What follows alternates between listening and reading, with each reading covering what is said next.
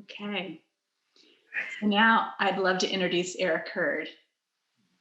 Eric, thank you for being with us today. You've been so helpful, not only by being vulnerable about your personal story of generational abuse, but by sharing how you've grown in how you respond to couples where abuse is present since you've adopted the teachings of the Men Project. You're one of the hardest workers that I know, putting in countless hours to help those in need. And I just so appreciate you. Please, if you would, briefly let everyone know about the work you do and how Kay's story resonates with you in a church setting. First of all, it was so difficult to see that video.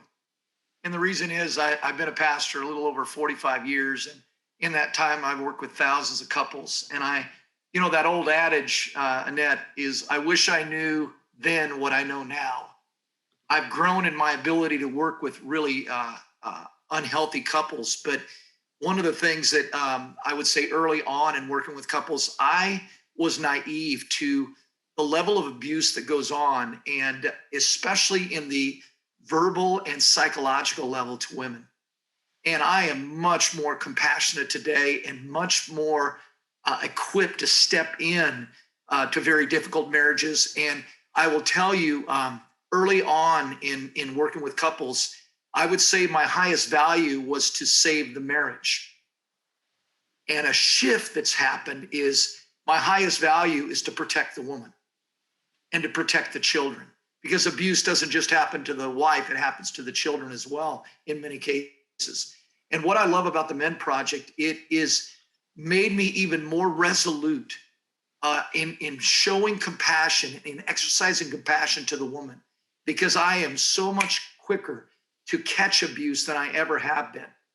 And the advantage I have in who I am is I now can protect the woman, but I also can speak into the man, because he's doing the one that is abusing. But one of the things that the Men Project has helped me to do is to have compassion, to protect the woman, and to have the skills to lean in to educate even the husband of how he's abusing the man.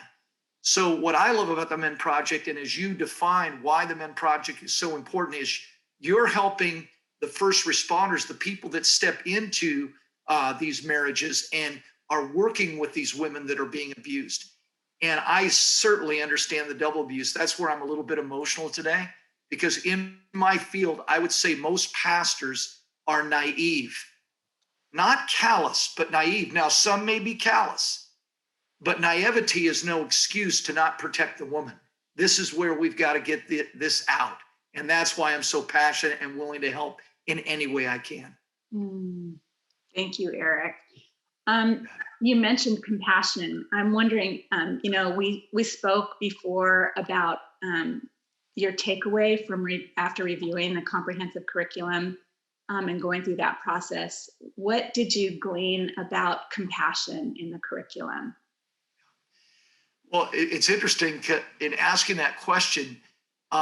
There was a moment in which Jesus was looking out at the kind of the marketplace in Jerusalem, and he looked at people and he saw them as downcast and distressed, like sheep without a shepherd. And when a woman is abused, and you know my generational story, my mother was abused by all three of her husbands. There was no battered women's shelter for her. There was no rescue for her. Jesus looks out at the world and he sees the abuse that women incur by the person that's supposed to most love them. And so compassion, Jesus saw it for everyone. And so I don't care what faith background, doesn't matter what race, creed, color, socioeconomic condition. Compassion is when a person feels with and understands a person's story and chooses to, instead of stepping back and ignoring it, stepping in and helping. And that's what the Men Project is doing and is going to do in volumes, is to step in and help people to not just feel empathy. Compassion is doing something about it. Thank you, Eric. That's really all that I wanted to ask you today. But if you have anything else that you'd like to speak into, feel free to do so, because we always love to hear from you. Here's the one last thing I would say is that like me early on in ministry, I had little if any education in this area. It is the silent sin, both outside the church, because that's where I lived. My mother, I grew up in atheism, but then I became a follower of Jesus.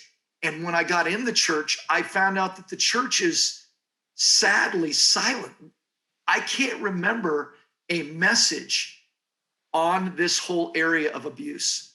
And yet it's prevalent outside and inside the church. How do I know? Because I've worked with thousands of couples in the church, and we stop it. So that's my last words. Thank you, Eric. You're awesome. We so appreciate you.